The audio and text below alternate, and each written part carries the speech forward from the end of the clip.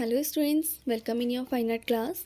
Today we will start new chapter for term 2nd, Artistic Aspects of Indian Temples and Sculptures. Introduction. In India, we find a great number of architectures which have religious as well as historical importance. A building with religious importance can't be perfect until its interior walls, pillars and ceilings and exterior part would be painted or engraved with prominent features and images related to the particular religion.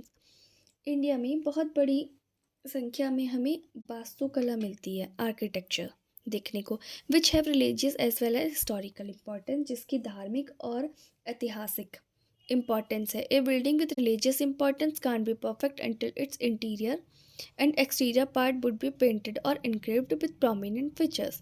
कोई भी building धार्मिक तब तक वो complete नहीं होती जब तक वहाँ पर उस रिलीजन से रिलेटेड हमारे पिक्चर्स ना हो, पेंटिंग्स ना हो और वहाँ मूर्तियाँ ना बनी हो. जैसे आपके टेम्पल्स हैं, तो वो एक मंदिर कब तक कंप्लीट नहीं होगा जब तक उसके अंदर मूर्तियाँ नहीं होंगी, उसमें उस रिलीजन से रिलेटेड हमारी डिज़ाइनिंग नहीं हो रखी होगी. Okay. God and goddess and other related themes, stories or tales prevalent in that particular religions are designed at the time of construction of the buildings. किसी भी बिल्डिंग में जब कंस्ट्रक्शन वर्क चलता है तो उस समय ही वहाँ पर पेंटिंग्स की जाती हैं, म्यूरल पेंटिंग्स की जाती हैं, वहाँ पर भगवान की मूर्तियाँ बनाई जाती हैं. ठीक है. The other reason to engrave images on different part of the building is to attract the people. जो दूसरा रीज़न होता है उस बिल्डिंग्स में हमारी पेंटिंग्स बनाने का, मूर्तियाँ बनाने का, वो ये होता है कि लोगों को अट्रैक्ट करने के लिए. A large number of temples and historical buildings were built during 6th century AD to 13th century AD in entire India. जो हमारे टेम्पल्स थे और हिस्टोरिकल बिल्डिंग्स थी वो 6th सेंचुरी से 13th सेंचुरी तक बहुत ज़्यादा बनी पूरे इंडिया में.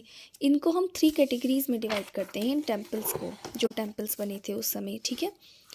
अब आपकी बुक में ये 5 कैटेगरीज इसमें दे रखी हैं, बट इसको आप 3 में लर्न करेंगे. नॉर्थ इंडिया, जो नॉर्थ इंडिया में आपके टेम्पल्स बने थे वो बने थे आपके नागर स्टाइल में. ठीक है. उनको नागा स्टाइल ऑफ टेम्पल बोला जाता है. ठीक है. और जो साउथ में आपके बने थे उनको बोला जाता है द्रविड़ स्टाइल ऑफ टेम्पल. ठीक है.